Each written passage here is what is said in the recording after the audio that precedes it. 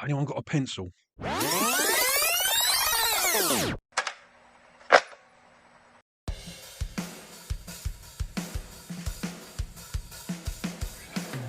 Hello, my name's Mark and I'm the host of the Mixtape podcast, where every week on the show I will ask my guests to make up an imaginary mixtape. They'll give it a title and pick 6 tracks. Track 1, what's going to be your intro track, your attention grabber, your track 1 side one that's going to draw me in and make me want to listen to the rest of your tape. Track 2, pick a song that you sing loud and proud when you're on your own in the car or the shower. Track 3, pick your favourite cover version. Track 4, pick a song you wish you could have played to your 18-year-old self. Track 5, pick a song that you would put on your mixtape to let the listener know that you are romantically interested. And track 6, I'm going to ask them to pick something a little bit obscure, maybe a B-side or an album track. Don't forget to smash that follow or plus sign at the top of the page, and you'll be notified every time there's a new episode. And you can follow me on Instagram at the Mixtape Perth. Hope you enjoy this week's chat.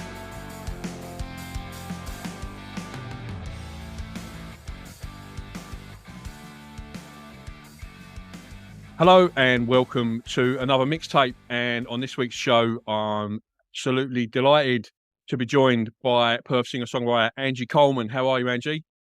Hello, everyone. I'm good. Thank you, Mark. Thank you so much for having me. I think without sounding like a creepy old geezer, I've been chasing you for a while. Oh, my goodness.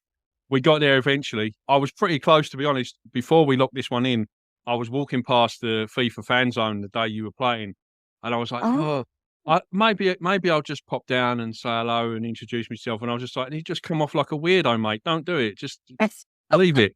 That would have been, you know what? I think that would be my ultimate conversation, though. It's like someone being like, man, I love what you do. Like, come and have a chat with me. It's great. It's totally a feel-good thing.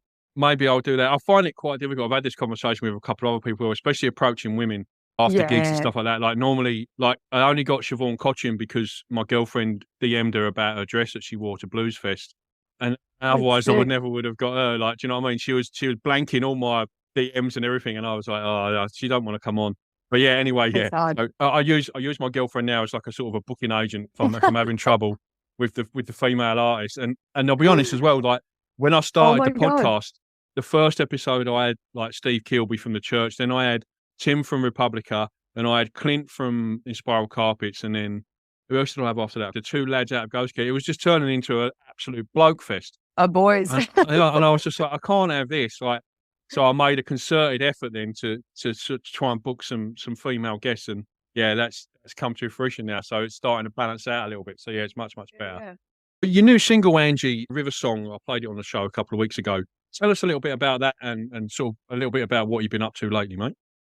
Yeah, so River Song was basically a track that I wrote almost as a follow-up to No Parties. So when No Party was released, it was a song that I had written in quite a difficult period of my life. And River Song came sort of towards the end of that period where I really was reflecting on a lot of the things that I had been doing in my life and sort of feeling a little bit like nostalgic about my childhood and about where I'd come from, and feeling grateful I had a really wonderful mum, a really wonderful family, and I had a beautiful childhood growing up in Kalamunda. So Kalamunda represents. Yeah.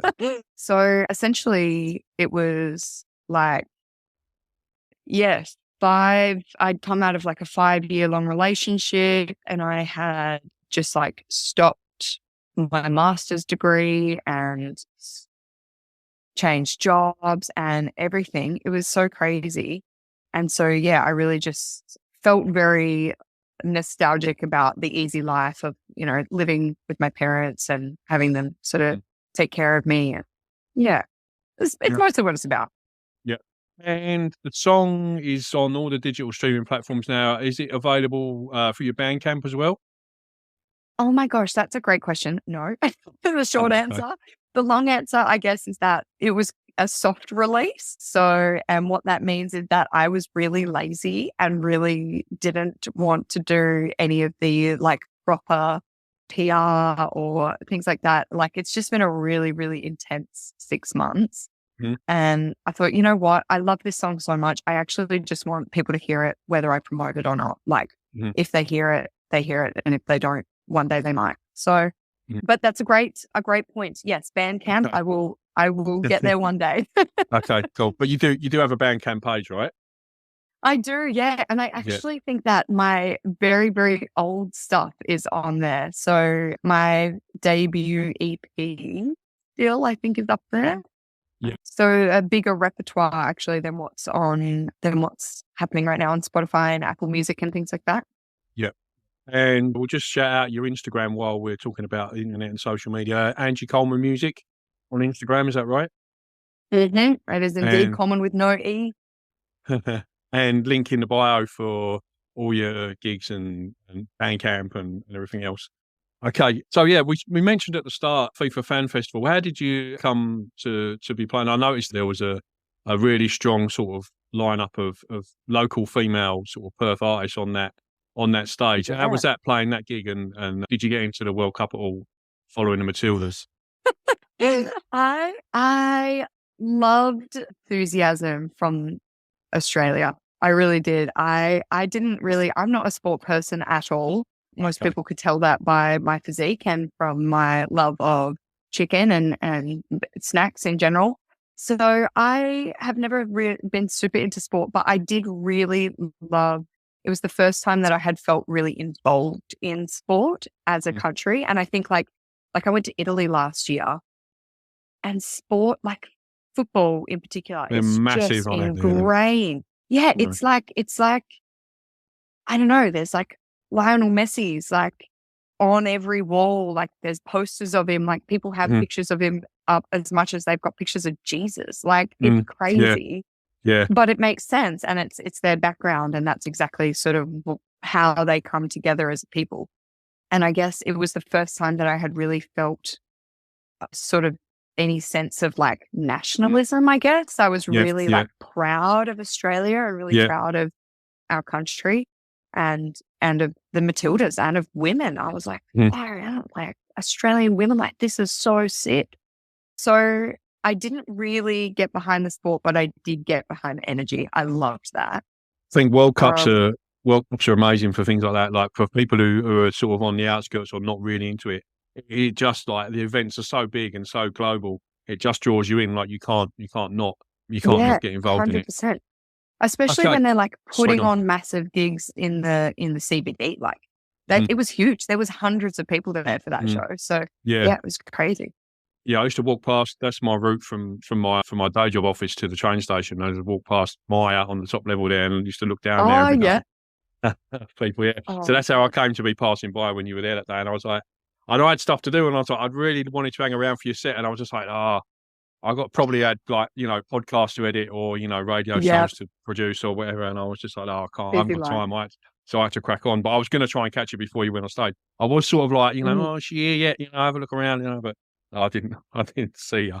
And you've had plenty of, like you referenced there earlier, a pretty busy sort of 6 months just gone, gigging and supporting sort of some touring acts. Like, what are some of the highlights of the last few months for you, gig-wise, the bands you've played with and venues and stuff? I think my first interstate show, that was super, super exciting. So this year was the first time that I'd ever played outside of WA pretty much, which was like, mind blowing. That was so cool. It was just amazing to be performing my songs for people who had never seen me or heard of me or, it's a totally different thing. So that was amazing. That was with Melody Pool. I just played for Paul Dempsey a couple of weeks ago. That was so sick. Like Freo Social, a 500 capacity venue. It was sold out weeks and weeks and weeks before.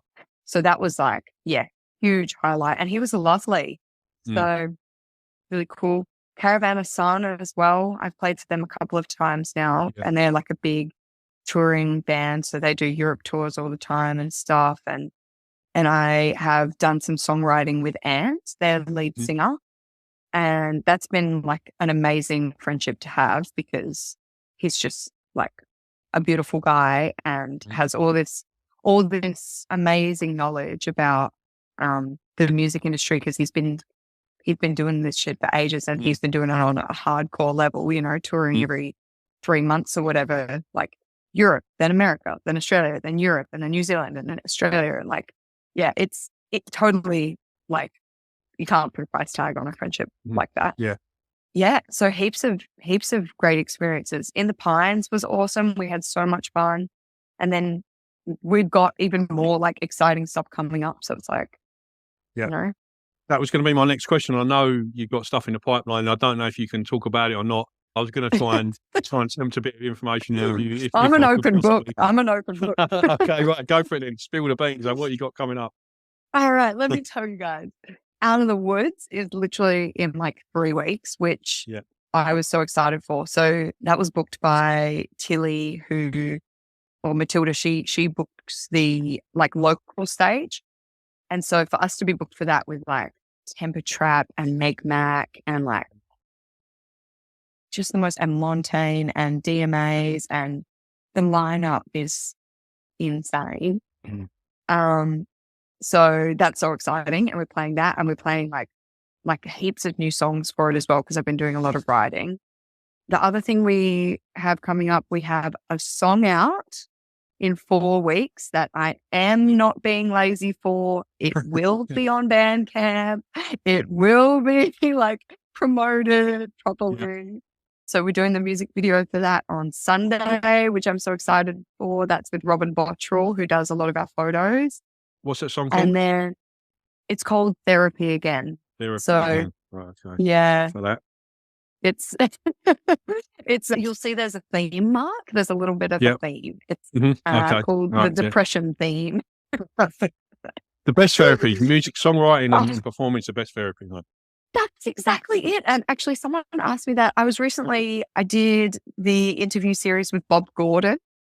Yeah, I saw that. Which was super fun. And he was saying to me, you know, well, like, what is music to you in that sense? You know, you're writing a lot about mental health and blah, blah, blah.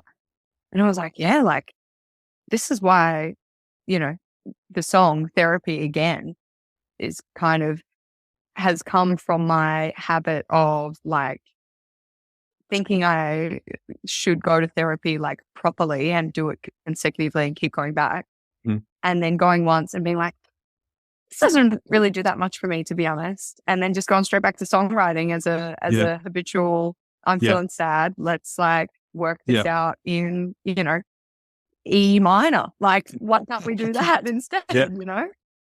So yeah, that's exactly it. It's like, I use it as such a emotional crutch sometimes, you know, and it's very therapeutic to be on stage having my feelings and like my life story and what I've gone through in my life just be heard by people and for people to connect with it. Like, maybe that's why therapy doesn't work for me, is that like it's just one person that I'm paying to listen to me. Exactly, you're right. And at other time, people pay to listen to me. Like it's the other way around. Hit it the right way round. I mean, I totally agree with you, Angie. I don't, obviously it wasn't in a musical sense, but the very first podcast I was on 2 or 3 years ago as a guest was called Reach Out for Mental Health, and the host I know from years back asked me to go on and tell my story, and I got more out of that, you know, therapy and well-being wise, you know, sharing and the feedback from it than I got out of, you know, however many $200 sessions, you know, with a psychologist or whatever. Yeah, it was so good. Scribble him down. Yeah. Like, oh, you did what when you were 15? You're right. Yeah, no, it was amazing. It was good to hear. So I get that feeling. Absolutely. Oh yeah, no, I love that. It's so true, isn't it? But that's not, you know, like it's not a lack of musical. That's your creative thing, sharing your story and like doing this whole thing. It's. I think as creatives, once you find the outlet that works for you, you're set. Like exactly right. Yeah, exactly right. Always go back to it. Okay, let's move into the mixtape section of the chat, Angie. And as you know, I asked you to pick 6 tracks for your mixtape. So track track one of your mixtape is what would be your intro song that you would put on there to grab my attention? So Gut Health is a band from Melbourne Mhm. who they haven't got heaps of songs on Spotify or anything like that, but I heard them on the very last show of my tour. I heard them on the radio driving back to the airport or just on their like local radio. And I was like, this song is so fucking good. This is the first time that I've heard a song in so long that I'm like, this is just so like punchy and fun and exciting. And I want to know what they mean and I want to know what it says. And because their repertoire is kind of small, like on Spotify, I haven't been able to squeeze much information about this band and what goes on behind the scenes. And same. When I tried to do, I'd not heard of them before, and I tried to do a bit of research, and I literally got like 2 or 3 tracks off of YouTube and Spotify, and like that was it. Like, so but great track. And vocally, I don't like making comparisons, but sometimes you just can't help it. And I did get a little bit of a wet leg sort of vocal from like which Wet is a Leg. band that I love. Yeah, I love Wet Leg, and it was like Wet Leg cross Amyl and the Sniffers almost. Exactly, like it was right. That's what I was going to say. Amyl and the Sniffers as well. Yeah. Oh my God. It was just like the perfect amount for me of like punchy, pop punky, but not like pop punk as in like, well, tonight will be not that. I mean like poppy, listenable punk stuff that I was like, oh yes, this is what I yearn for. And it's the perfect song, I think, for it grabbed my attention basically. Is, the number one question was attention grabbing song. It's like, well, that right off the bat, I was like, man, I love this song. And I've been listening to that song on repeat for months. So no, it's what I normally do, Angie, as well. Obviously on the radio show at this point, then I drop the tracks in and we can hear them. But on Spotify, because the music is obviously licensed content, I can't include it in the actual podcast itself. So what I normally do, if you listen to this on Spotify or Apple Music or anywhere like that, there will be a link in the description for the podcast for a Spotify playlist for the tracks that we're talking about. So if you want to jump out and pause and have a listen and then come back, then that's what you need to do to hear the tracks. Track 2, I can't even say it without smiling because it brings back so many happy memories for me, this song. I love that. Track 2 of your mixtape, Angie, was a song that you sing loud and proud when you're on your own in the car or the shower. What did you pick, mate? Oh, well, I picked D-Light's Groove is in the Heart, of course, just because it is the best. It's just one of those songs that I just like, I don't know what they did to make it so like, well, groovy, I suppose is the word. And I just like, when I start thinking about it, I could be in the shower or I could be like literally at my day job, like talking to someone on the phone, and I just can't help like grooves in heart. So I don't know. It has no sort of nostalgic feelings for me. It's maybe it does. Maybe me and my little sister maybe Groove is in the Heart was on SingStar, actually. Oh, okay, right. Now that I think about it. Yeah. That makes me feel old because I remember I was like a teenager when it came out. So when it first got released. But I think you're one of the lucky ones then. You got to hear in the then and now. I'm jealous. You know what? I'm not saying that there's anything wrong with the music business today because there's so many great artists out there. But I had the same conversation with Sarah Callahan last week on the show, or the week before, sorry. We were talking about Oasis. And I can't have a conversation about Oasis without somehow shoehorning in to the conversation that I saw them at Nebworth in 1996. And she was like, there's a lot to be said for being an old geezer these days because you get, she's been in Oasis for years, but since they split, she's never got the chance to see them live, She said, I've seen Liam separate, I've seen Noel, but I've never seen them together. I've seen them 2 or 3 times. So, I do feel really lucky to in that sort of area. And when I was a teenager, like acid house and rave music was just starting to come out. And then we had Britpop and, the mid-90s sort of Oasis, Blur, Pulp, Radiohead, all those sorts of bands. Oh my God. I lived through all that in my prime. Do you know what I mean? So it was like, I do feel a little bit lucky like that. But I think this track, I think you said you're not sure what makes it like it is. I don't know if you're aware or not, but it samples Herbie Hancock track, the bass line, like Oh. the hook, the bass like doom doo doo doo doo doo doo. It's a Herbie Hancock Do-do-do, track, all but right. it's played on the track by Bootsy Collins, who's the bass player from Funkadelic. The rap is done by, I can't remember his name now, but he's from a tribe called Quest. Oh my God. Is it Tip? Yeah, Q-Tip, What? that's it. Yeah, Oh yeah. no. So Shut your mouth. This is yeah, I know. this is the all-stars song. You This is can't go why wrong it's with a lineup so like that, can you? Yeah, ultimate. exactly right. When you said I don't know what makes it, I was like, I know what makes it. You're I like, know I who's on it. fucking makes it. And I think the I horns never horns knew. on it as well. The horns, I can't remember Maceo Parker, I want to say, but I'm not sure if it is exactly him. But Oh, they're like the legendary. do do do Yeah, yeah, do do. Wow. yeah. They're like legendary horn players as well. So yeah, I think you can't really go wrong. Like, and a front woman like that, you know, Yeah. I can tell you, Angie, from personal experience, that you could not walk into a club or a disco in the early to mid '90s without seeing those moves like everywhere you looked on Yes. the dance floor. Do you know what I mean? It was all over the shop. Take me there. Yeah. And she looks And amazing actually, in those built up shoes and that cat suit thing that she wears. She looks incredible. Like, yeah, yeah. I think the it's word crazy. classic track gets put around a little bit too much, but I think of its genre, like that is an absolute banger. Like you Yeah. can't really, go past that. And it's one of them. I think I'm not a club DJ or a wedding DJ or anything like that. But if I was and I was struggling, That's the track. that's a dance floor filler, mate, Always. straight away and every single That's time. Yeah. that's exactly it. Because you can't listen to that song and be like in a shitty mood at all. Do you know what I mean? Like you can't sing Groovers in the Heart. Mm, It doesn't happen. yeah. And I don't know. It's like just one of those songs that as soon as I hear it, you can't see if you're listening to this as a podcast, you can't see me, but I'm doing some mood. I'm doing something. You might not want to see it, to be honest. It's a bit weird, but I'm not as good a dancer. I think as well, just one last thing on Groove is in the Heart. I think just that line, Groove is in the Heart, like, what a brilliant line as well. Do you know what I mean? Like, what a cracking lyric. Yeah, unbelievable. Okay. Track 3, Angie, of your mixtape, and I asked you to pick your favourite cover version. What did you go with?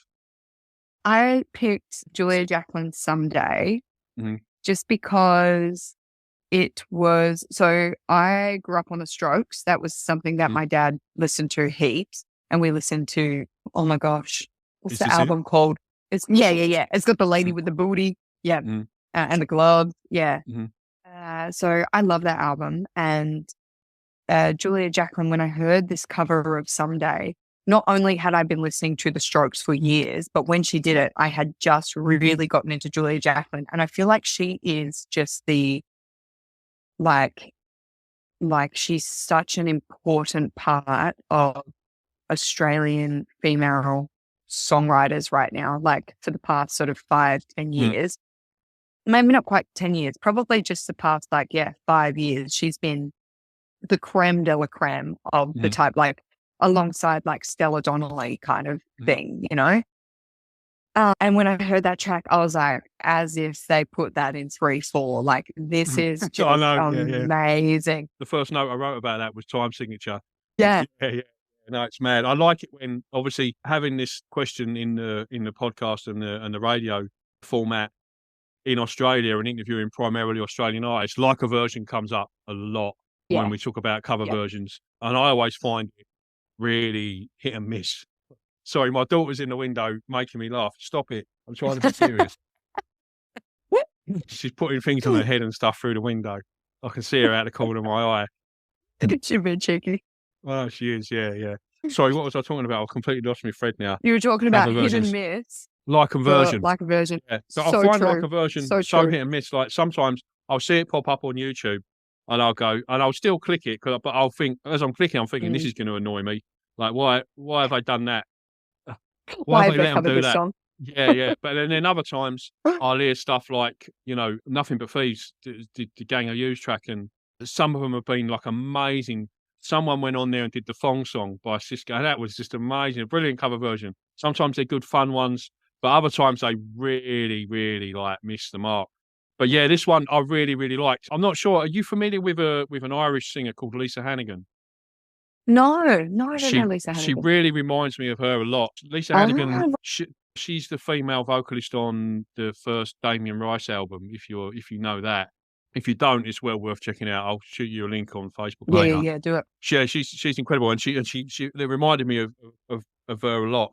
Just those like silky vocals and Yeah, like yeah, just the way Julia does this thing that I feel like has influenced heaps of young Australian women, myself included, where she does like, I think she finishes her melodies, like she finishes them on the seventh or something really weird it just gives like so much kind of character. Like it takes it away from like the pop world and the folk world and stuff if you're finishing on those kind of weird like 7 and 6s and 2s and stuff like that. And it was something that I hadn't heard shitloads of, except for I listened to a lot of Bon Iver, and he does shit like that. yeah. So yeah.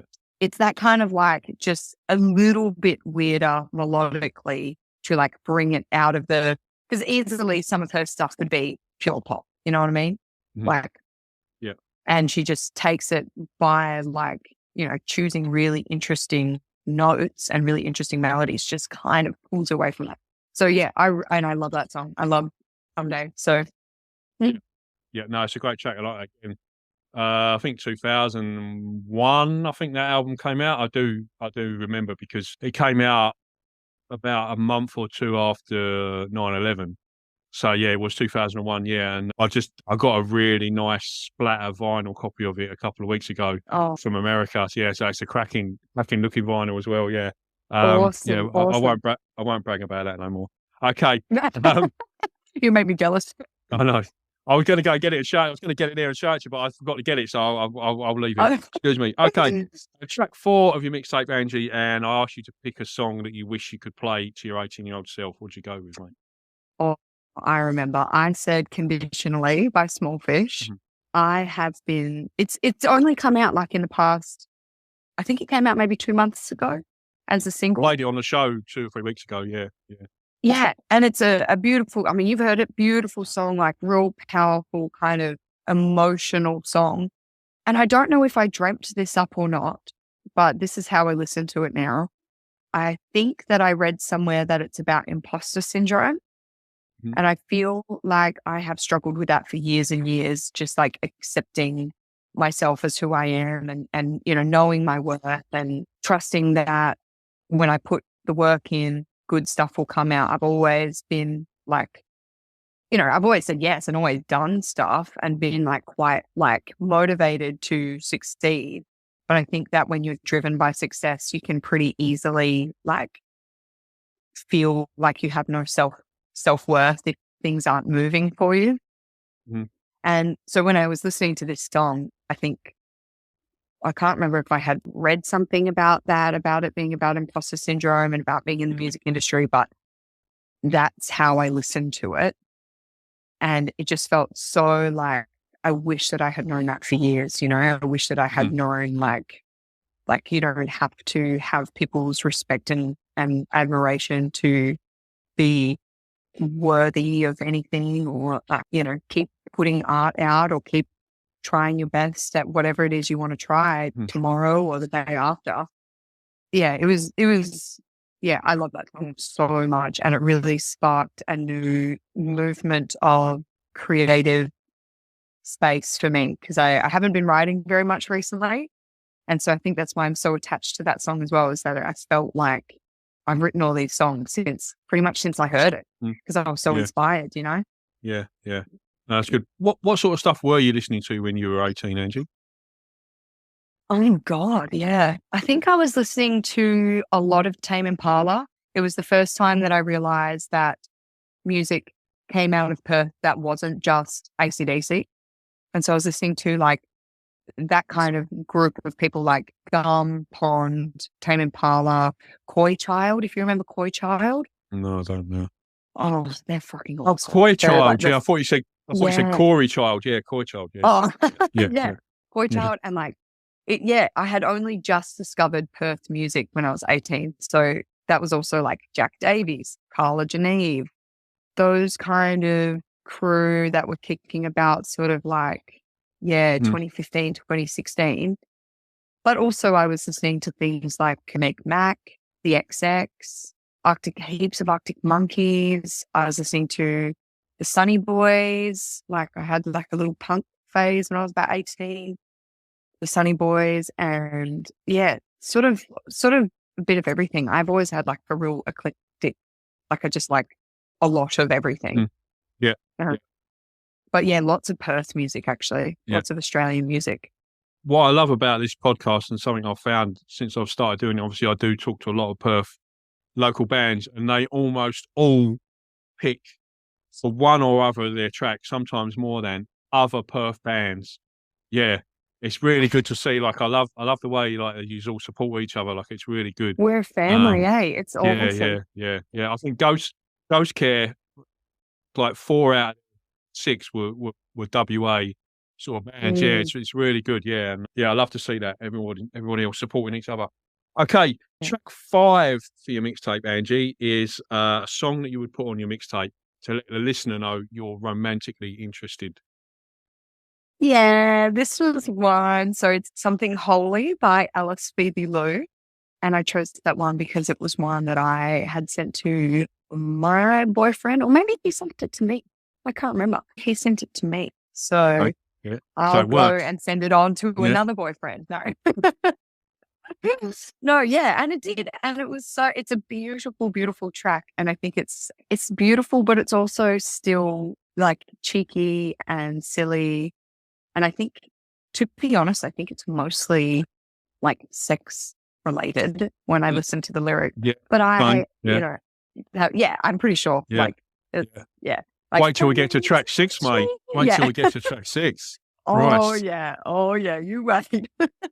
I'm blushing thinking about it, mate. Go on.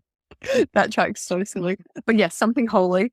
And she has just such an exotic, different voice. Like it's so out there to things that I had listened to before in terms of female vocals. Like, so she does all those like kind of little trills and stuff. And it was real, I don't know, it was a really exciting moment in my life to be, young, in love, like first kind of like first few months of seeing someone or whatever, and receive a track like that, because it is really like an exhilarating song lyrically.